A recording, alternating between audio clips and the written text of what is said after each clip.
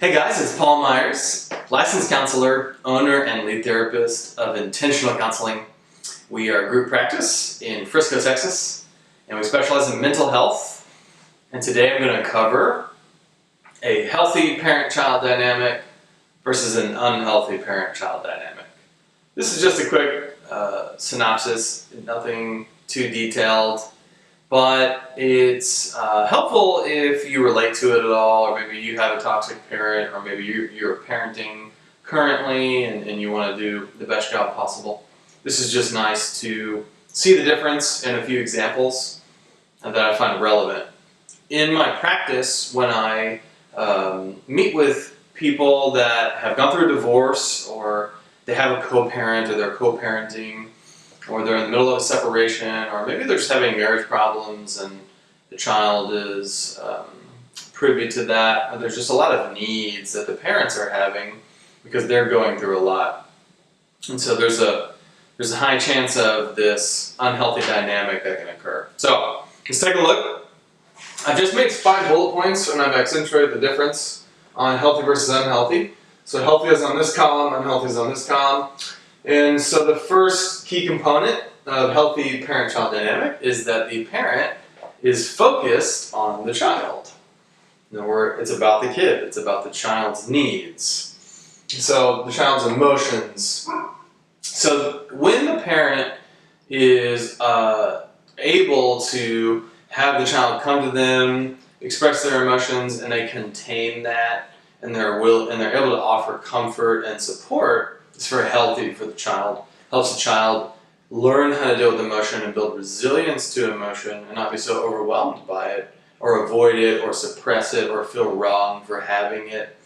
And so we want the child to feel comfortable to come to the parent with their emotions in a safe and secure way, and the parent can contain that. Okay? And an unhealthy dynamic, it becomes about the parent's emotions and what the parent feels. Okay? So the parent has so much emotion themselves that they're unable to contain that child's needs and it not be about them and their needs. So it's a common thing that I see where, especially with parents that are struggling, or they're not in a good place, or they have a lot of needs, or they have a lot of emotions because of things going on in their lives, they're a little bit less emotionally available for their kids, and it becomes about them and their needs and their feelings. Okay, so those are kind of the first 2 points. I mean, the second point is meeting the needs of the child versus meeting the needs of the parent. Healthy parents focus on the needs of the child; they don't focus on their needs. It's about the kid, and that way we want to be able to contain what the child is requesting and deliver accordingly to those needs. We have lots of needs. There are many types of needs. I can go over that in a different video. But the idea is we're meeting the children's needs rather than the children are meeting our needs as parents. Okay?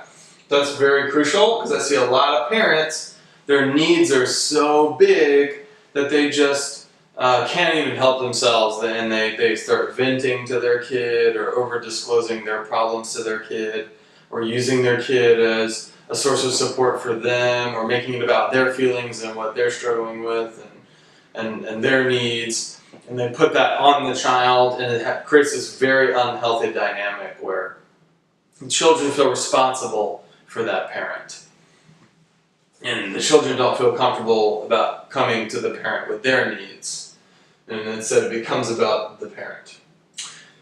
Healthy parents set their own personal needs aside, and they're able to temporarily shelve that, okay, when they're interacting with their kids. They can put themselves off to the side and be able to focus on the children and what they need, okay?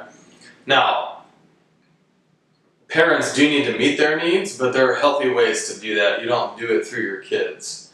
You meet your needs through other adults. You know, have a support group, go to therapy, have doctors, professionals help you, pastors, mentors, accountability partners, friends, family, other adults. Adults should go to other adults for help and support. They should not go to their kid to get their needs met. That's very unhealthy.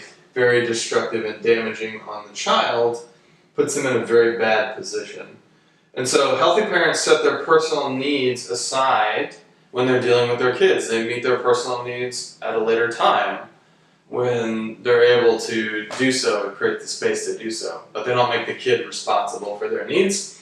Unhealthy parents set the child's needs aside because it's about them and what they need. So hypothetically, here's a good example. I see this, let's use a hypothetical, where two parents get divorced and the dad only sees the child every other weekend. And the mom is a primary caregiver where the child lives with her full time. And the dad is extremely insecure about his role as a parent and feels the need to overcompensate whenever he has his kid. For his weekend, he's constantly talking about himself, or trying to elevate himself, trying to win the child's approval because he's insecure in his role and feels the need to try to win the child over to take his side and to like him better than the child liking mom and gravitating towards mom. So it's very much about him. It's about his needs. It's about his insecurities, his pride, his ego, him winning. Very, very much not about the child, but about his sense of approval and sense of security. So it's very unhealthy. And with the child feels that. They pick up on that. And they feel put in the middle and they feel torn and responsible. They feel like they have to choose sides.